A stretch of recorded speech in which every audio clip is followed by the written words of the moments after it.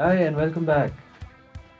In Kalim, walking is a very important exercise to make your body ready for any kind of combat, and also it's really good to get away from it, builds the muscles required for you to make a quick escape from a self defense situation. So, there are just two principles to keep in mind while you practice this kind of walking. The first one is called the principle of 10% tension. A lot of people may not know that a muscle that is tensed to only about 10% is a lot stronger than a muscle that's tensed completely. So, Adarsh is going to help me to demonstrate this. Right now, my muscles are fully tensed, and Adarsh is a strong guy. Yeah, he's able to bend my hand really easy. But when I keep it at just 10% tension, it's really soft right now. Yeah. He tries to bend it, he tries to bend it. He can't overcome my hand. Now, this is the principle we use in walking. When people walk, they end up with really severe shin splits. They end up with a lot of pain in the shin. And when they start jogging, it becomes even worse. So it's now very important to move the tension, of course, but to also keep it at just 10% tension. Do not tense your legs while you walk. So you keep your shins soft.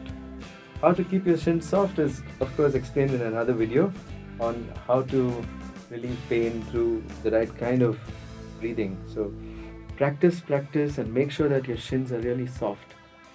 Now, the second principle of Kalim walking is to move that 10% tension up your spine and to breathe it out every time. What does this mean? It means that when you take about 4 or 5 steps, you take in a whole breath, and in the process of taking in the whole breath, you move that 10% tension up to your chest, and then you breathe it out. So it looks something like this. I'm going to take 2 steps to breathe in, and now the tension has reached my upper body. So you can see it again. From here, the tension from my calf has transferred to my leg, has transferred to my stomach, has transferred to my chest, and I'm breathing out. You should experience a sort of wave in your body of tension. Wave is coming up and out. Every time you breathe in, the wave comes up, and every time you breathe out, the wave goes out. If you're able to accomplish these two while you're walking, then you can have an understanding of how to run away. I recommend that you practice walking at the speed of between 8 to 10 kilometers an hour before you start jogging. And when you jog, you start at a speed of about 12 kilometers per hour and you stay there. 12 kilometers per hour speed is enough to run away from most situations. So you work your way up into that. Now, there's just a couple more things I have to tell you about walking. Surfaces are not always flat. Some are uphill and some are downhill. And when people do walk on uphill surfaces, they tend to put a lot of pressure on the leg muscles especially, and they end up with painful thighs or painful shins, etc. How to avoid that?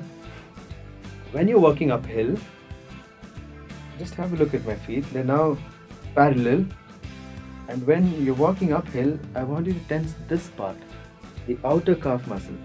So when you take 4 or 5 steps and you breathe in, the leg should move out like that.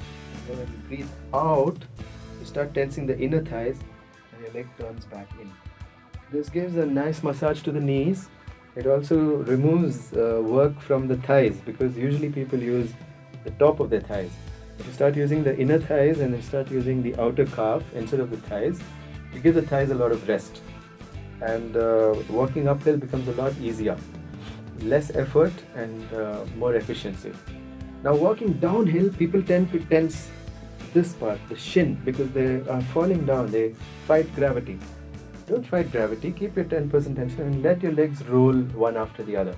So do not be afraid to gain momentum while you walk downhill. Just gain momentum. You might break into a slow jog, but you're not going to use extra energy for this. And when you're walking on a flat surface, you use a somewhat similar principle. Once you get the momentum starting, you let it roll from one leg to the other. And this is how you walk. If you walk correctly, breathing in through the nose and out through the mouth, relieving the tension at each time, the body will get very hot, you will sweat a lot, And it also is really good to lose weight. So those of you who've been trying a lot of things to lose weight and haven't been able to do it, go for a walk for 5 kilometers 3 times in a week, and surely you will lose a lot of weight. And the last thing I have to say about walking is that it also helps you to reconnect with the environment. You walk outdoors, you start understanding danger, you start understanding signals from people. If you're walking in a city, you'll have to avoid traffic. It makes your senses alert and it makes you better equipped to protect yourself. Thanks for watching, and don't forget to subscribe to MZ.